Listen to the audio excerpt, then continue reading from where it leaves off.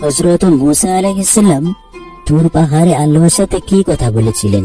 কুরআনে কারীমে ইরশাদ হয়েছে, হযরত মুসা আলাইহিস সালাম তিনি যখন নিজের স্ত্রীকে নিয়ে তুর পাহাড়ের পাশ দিয়ে যাচ্ছিলেন, তখন সেই তুর পাহাড়ের দিকে একটি আগুন জ্বলতে দেখতে পেলেন। তিনি তার পরিবারকে বললেন, তোমরা অপেক্ষা করো, আমি ওই পাহাড়ে আগুন দেখেছি, হয়তোবা আমি সেখান থেকে তোমাদের জন্য কোনো আগুনের একটা জ্বলন্ত কাঠ আনতে পারবো, যাতে তোমরা সেই আগুন থেকে উত্তাপ গ্রহণ করতে পারো।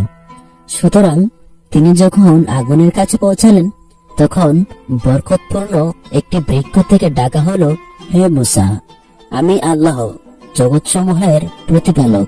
সূরা কাসাস 29-30। সেদিনে হযরত মুসা আলাইহিস সালাম আল্লাহর সাথে প্রথম কথা বলেন।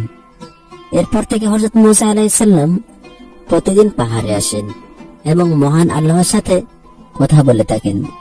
হযরত মুসা আলাইহিস সালামের কাছে বনী ইসরাইলের লোকেরা দাবি করেন, হে মুসা আলাইহিস সালাম, আপনি কি নিজ চোখে আল্লাহকে দেখেছেন? তাই মুসা আলাইহিস সালাম একদিন আল্লাহ তাআলার কাছে দাবি পেশ করে বসলেন। বললেন, হে আল্লাহ, যদি সম্ভব হয় তাহলে আমার সামনে এমন ভাবে দেখা দিন যাতে আমি আপনাকে আমার চোখ দিয়ে দেখতে পারি, এবং যাতে আমি আমার জাতির কাছে বলতে পারি যে আমি আল্লাহকে দেখেছি। কিন্তু মহান আল্লাহ এর উত্তরে বললেন, না। কিন্তু মুসা আলাইহিস সালাম জিদ করে বসলেন, তিনি আল্লাহকে দেখতে চান। উত্তরে মহান আল্লাহ তাআলা বলেন, তুমি আমাকে কখনোই দেখতে সক্ষম হবে না, কারণ আমি দর্শনাতীত। অবশ্য আমার ক্ষমতা ও শক্তির নিদর্শন তোমাকে দেখাতে পারি। আর যদি আমার ক্ষমতা ও শক্তির নিদর্শন দেখতে চাও, তাহলে পাহাড়ের দিকে তাকিয়ে দেখো।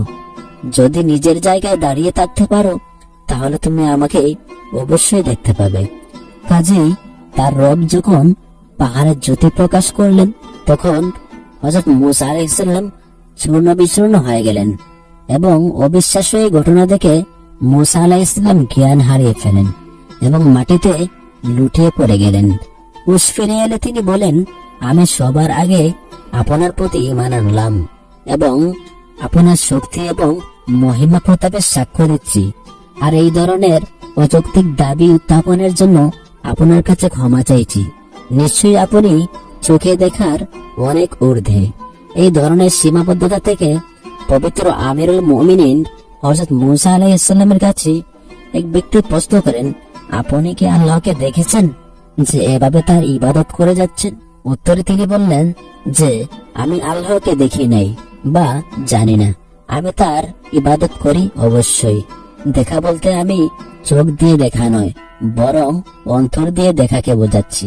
অন্য এক সময় তিনি বললেন, আমি এমন কিছু দেখিনি যার সাথে আগে পরে আল্লাহ ছিলেন না।